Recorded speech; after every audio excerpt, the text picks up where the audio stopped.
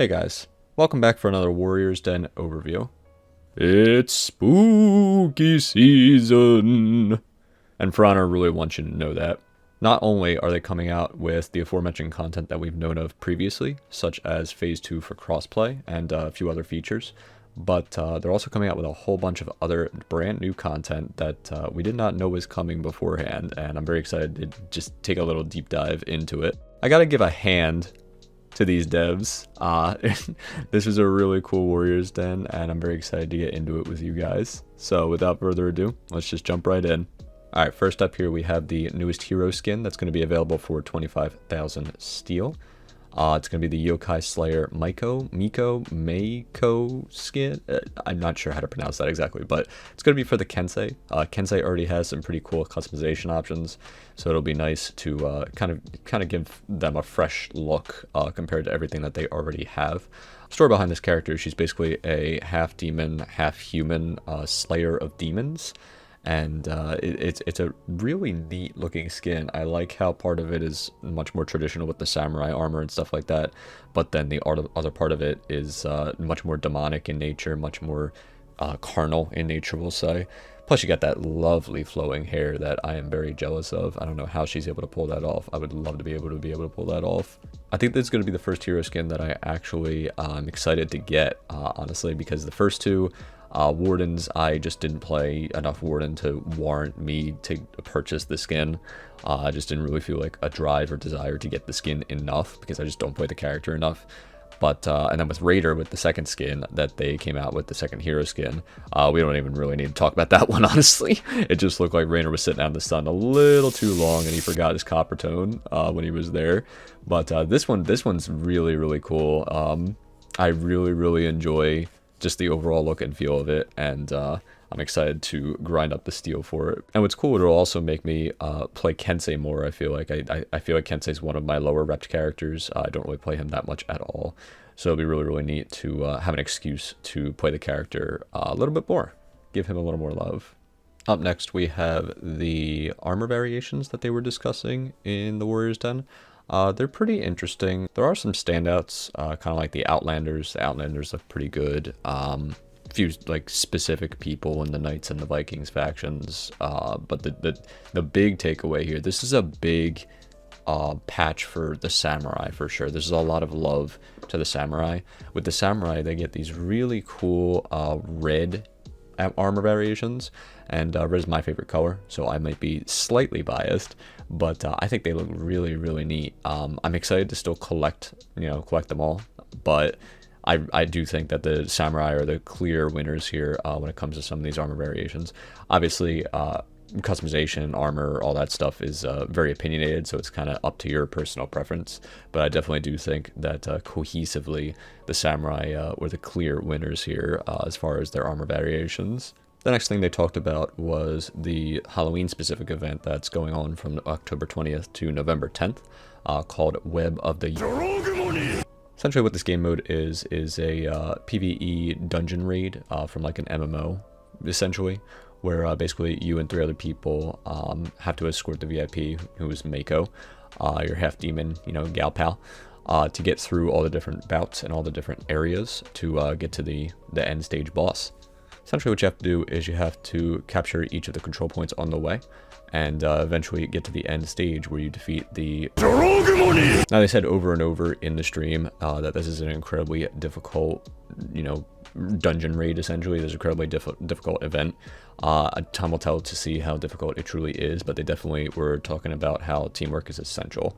So I'm excited to kind of get in here and get my friends in and I don't know, go through all the craziness that is this game mode. It's really spooky, really interesting and fun and cool and really unique. I don't really play a lot of the events in this game typically, but this might be one of those events that I actually do find myself truly getting lost in and truly enjoying. As you go through the map, you'll notice a whole bunch of different changes to Market Town, a whole bunch of spookier spectacles, such as one of the first missions that you encounter in Skyrim when he's caught in the web. You'll also find oddities like a floating beard, raining 8-legged friends instead of cats and dogs, and some lanterns that look like people are getting up to no good in there. They also talked about some changes to the minions, and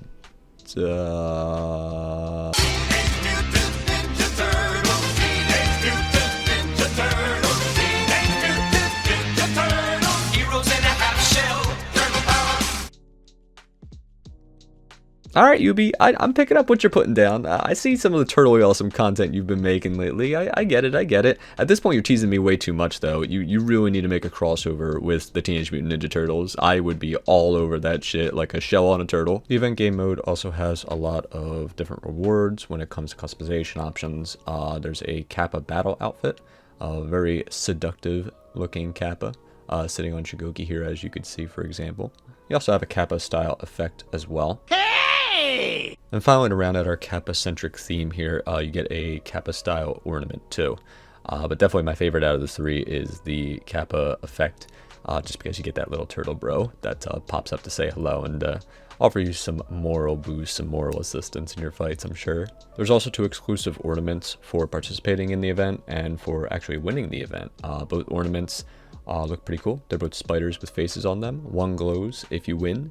The rest of them don't if you just participate. But a neat feature that both of them have is that on certain people like Tiandi here, you can't see. And then for the final customization options, we have a whole bunch of different executions, such as these 2 spider executions.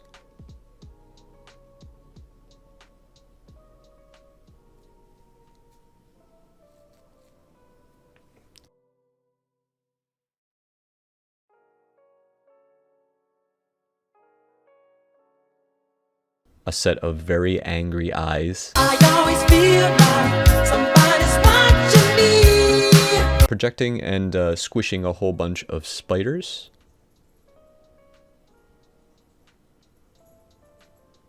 Spider-centric face coverings.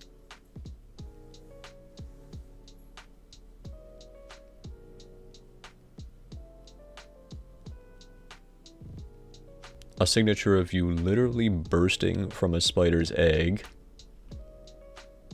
And then another amazing paired emote. They've really been going ham on these paired emotes lately, called Pumpkin Bash. I'm definitely going to be getting that on somebody. I don't know who yet, but someone is going to get a pumpkin as a head. Last but certainly not least, we have the technical side of things. Zanhu, Nusha, Shaman, Shaolin, and Meijei are all going to be getting essentially buffs to their iframes on their dodges, and this is going to help them actually dodge attack. I'm especially happy for the Meijei change, because in Axe mode, I was constantly complaining, even to this day, both on stream and outside of stream, that his dodge attack doesn't really dodge much of anything. People normally will just dodge with the staff form, but the Axe form has a dodge attack too, and that logically should be able to dodge things like staff form can. They also fixed the tracking break, they call it. They said that that's going to be a new term that they use more in their Warriors Dens on Peacekeeper, Shaman, Nusha, and Zanhu. Essentially, how they explain tracking break is when your opponent throws a dodge attack, or when they do a dodge attack, and you throw, for example, a Peacekeeper will throw a light, and the light will still kind of catch that dodge attack, even though technically you are dodging at the moment in time that they're throwing that attack.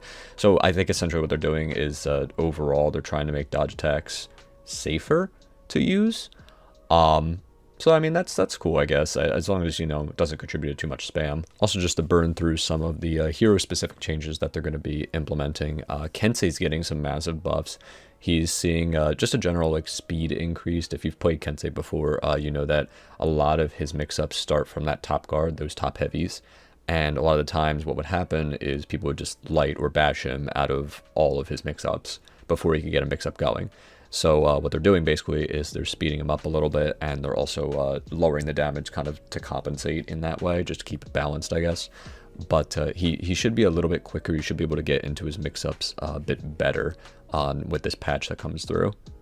Next on the list is Zanhu. They adjusted the chain link timings to his heavy finishers, so they can no longer be interrupted by a light. Essentially, what that means is when he's throwing the heavy, because it's a bit of a longer animation.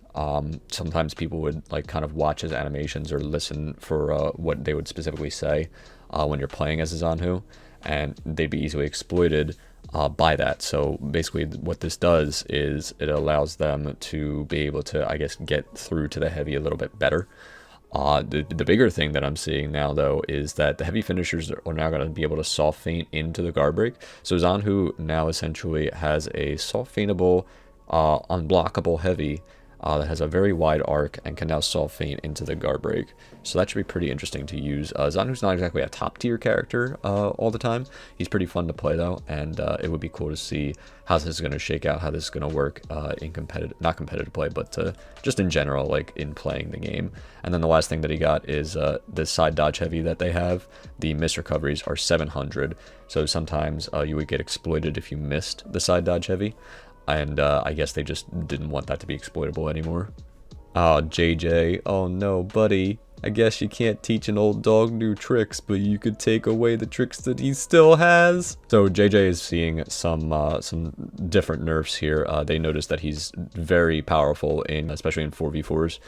So what they're doing is they're removing the damage reduction on his choke, the Doshi's choke, and you could also perform it a little bit faster after a parry.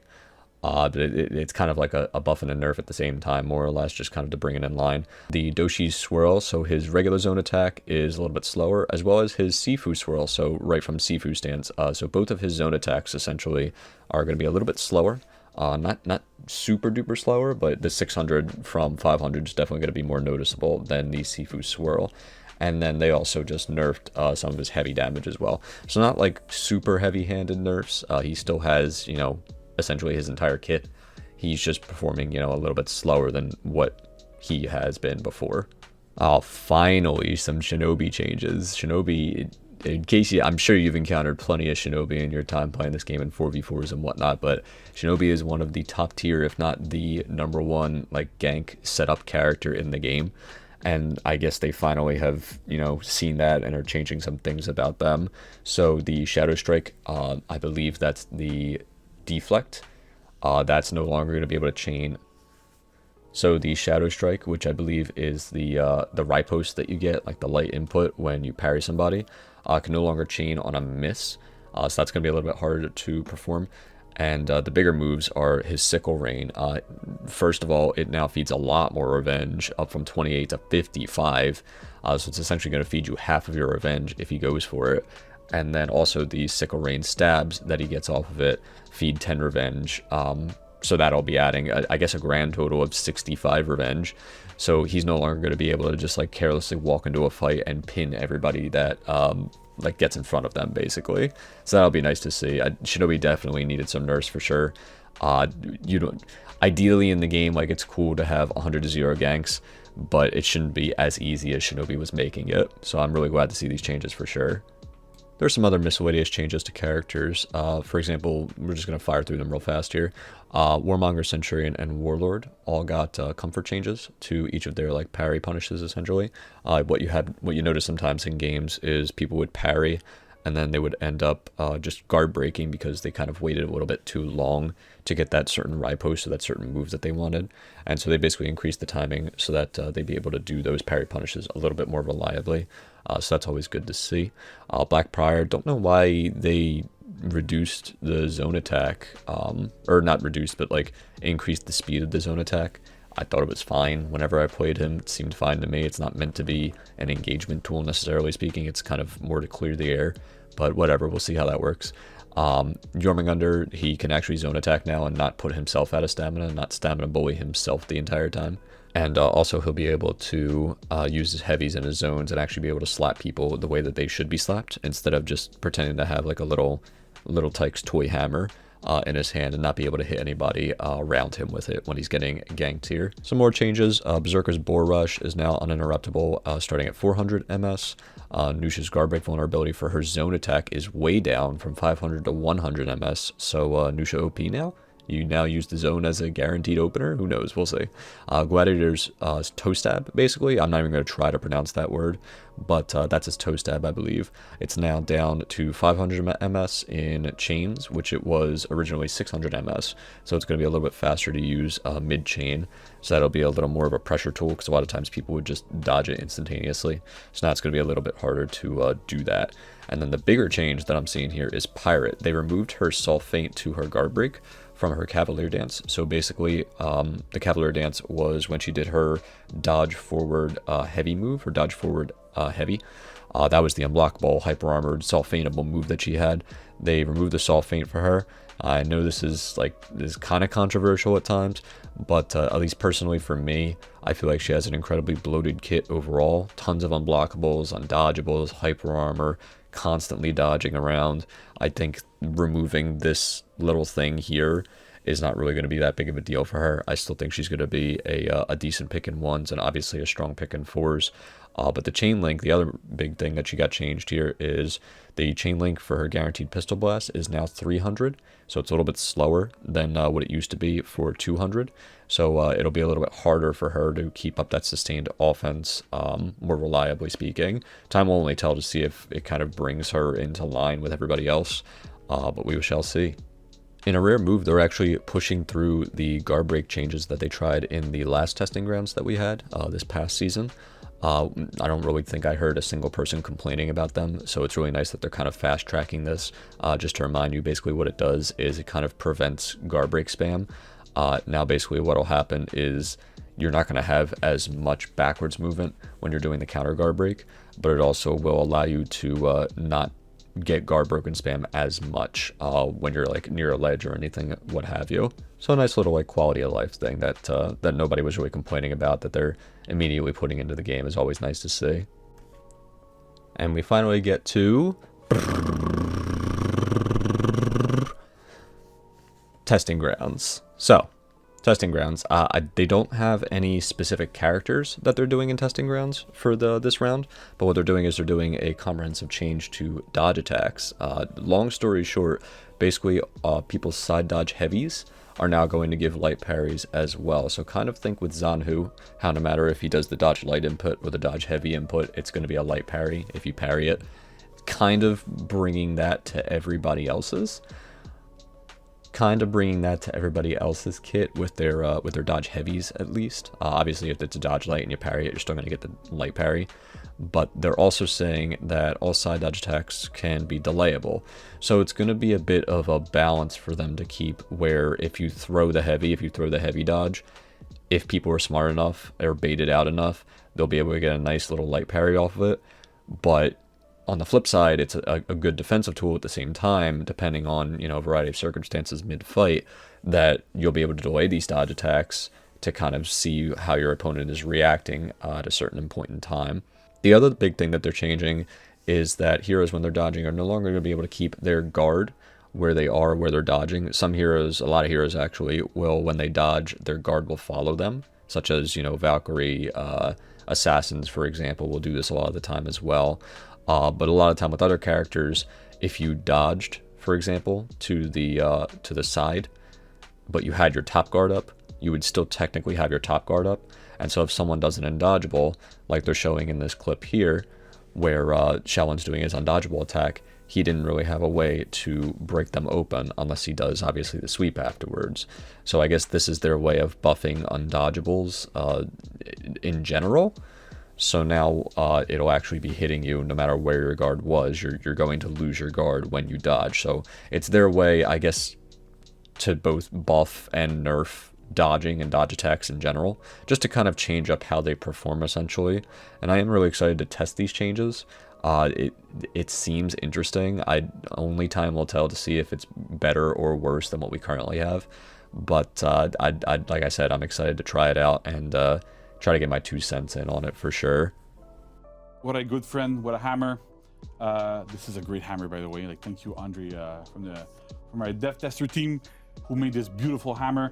I can officially announce that the testing grounds for Jormungandr is going to be in the next season, so year 6, season 4. Yes, finally, Jormungandr is going to be getting some love, ladies and gentlemen. I'm super stoked for this. The way that they explained it to us here is that Jorm has been a tough one for them to work on. They also alluded to people like Nusha and stuff like that a little bit, but that they really want to get these heroes right, and that's why they're taking their time with them. Jorm specifically, they went in a little bit more and talked about how he is essentially being reworked from the ground up, so he might not even be the same exact character that he used to be at all. We'll see if there's any trace of him left, but I'm very confident in what they're saying here. They really kind of dug deep and they really showed us how much they care about the characters that they're making and how much they want to get it right the first time instead of going back and constantly changing things over and over and over again. I really hopefully feel like they're going to listen to the community as a whole more. And this is a really, really good start to see, you know, how heartfelt they are about this game and about us essentially playing it. So I'm super, super excited for this, and I cannot wait for the next season to try out some Jormungandr 2.0 in the testing grounds. You did it! You're at the end of the video. Thank you guys so much for watching. I love making these videos for you guys, and hopefully you love watching them. I had a lot of fun making this one in particular. I'm really, really, really stoked for this new patch coming out, all these new changes, all this new content that we're going to be getting. It's a lot of new things that are being thrown our way. And I'm super stoked for it. If you did enjoy the video, make sure you are liking, subscribing if you haven't already. Drop a comment down there, say hey. I'll probably say hey back. And make sure you also follow me on all of my other accounts, my Twitch, for where we do the live streams, especially a lot of For Honor live streams for sure, and as well as our other social medias like TikTok, Twitter, Instagram, all those other ones. Just look up FranklinTurtz on Google. You're probably going to find me everywhere else, and then it's just as easy as 1, 2, 3 with your fingers clicking things and stuff. But make sure you tell your friends about me. Make sure you tell your parents about me. Make sure you tell that bird that you randomly, were riding your bike and there was a bird flying by you. Make sure you tell that bird next time you see it about my content. Maybe they'll tweet at me. All right, thank you guys so much for everything. I'll catch you in the next one. Stay turtly, stay awesome, and we'll see you next time.